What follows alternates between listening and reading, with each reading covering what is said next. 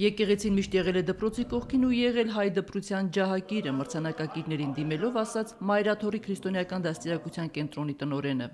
Այս մրցույթը նպատակ ունի ազգային դպրոցում ուսուցչին ոգևորել, արժևորել նրա կատարած աշխատանքը։ Մայրավանքը որպես մրցանակաբաշխության անցկացման վայր կամայական ընտրություն չէ, խորհրդանշական է, որովհետև այստեղ է գործել առաջին տպարանը, առաջին դպրոցը, կրթության ջահն այստեղ են վառել Սահակ Բարթևն ու Մեսրոպ Մաշտոցը։ Ահա այստեղ է, որ հերթական անգամ հնչում են անուններ, որոնք սերնդակրթության ահռելի բեռն լուսած անսասան են պահում ազգային դպրոցի ամուրությունները։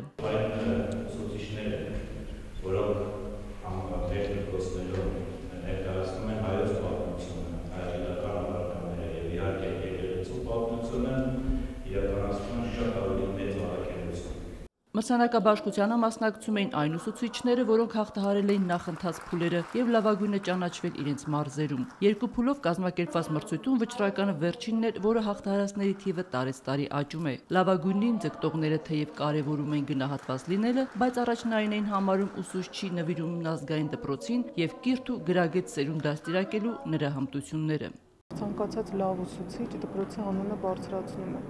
Մանավանդ տարրական դասաներում, երբ որ դասվար է, այսինքն անվան համար դպրոց են բերում։ Մրցույթն անցկացվել է առարկայական 5 ուղղություններով՝ հայոց եկեղեցու պատմություն, հայոց պատմություն, հայոց լեզու եւ գրականություն, բնագիտություն եւ դասվար։ 13 ուսուցիչներ արժանացան 3-րդ, 9, 2-րդ եւ 1 ուսուցչուհի առաջին մրցանակին։ Առաջին մրցանակի արժանացած Անուշ Խաչիկյանն իր հաջողության բանաձևը քրտնաջան աշխատանքի եւ նվիրումի մեջ է տեսնում։ Միշտ պատրաստ եմ մտնում դասապրոցեսին, շատ եմ սիրում երեխաներին եւ անպայման պատասխան սերը ստանում եմ։ Իր սաներին կենթանի օրինակներով է կրթում եւ դաստիարակում երկրորդ մրցանակակիր Ռուզաննա Խաչատրյանը։ Հայոց պատմություն դասավանդող Սյունեցի ուսուցչուհին հայրենասիրության որպես վառ օրինակ հաճախ է անդրադառնում արցախյան պատերազմների հերոսներին։ Արժե համակարգ եմ փորձում նրանց մեջ ձևավորել,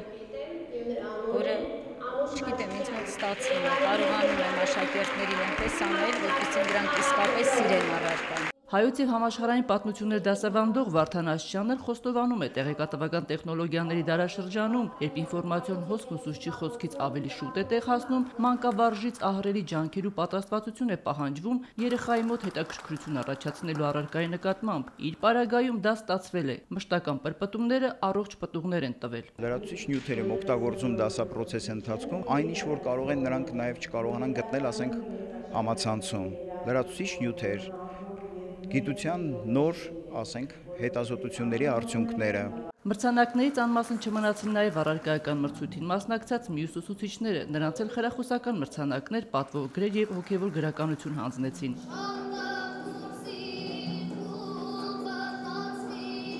Մրցանակակիրներին շնորհավորելու էին եկել նորանուններ պատանի երաժիշտ կատարողները, որոնց համերգային ծրագրով էլ եզրափակվեց հանդիսությունը։ Հայկուշ Ասլանյան, Հարություն Սահակյան, Առաջին ալիք։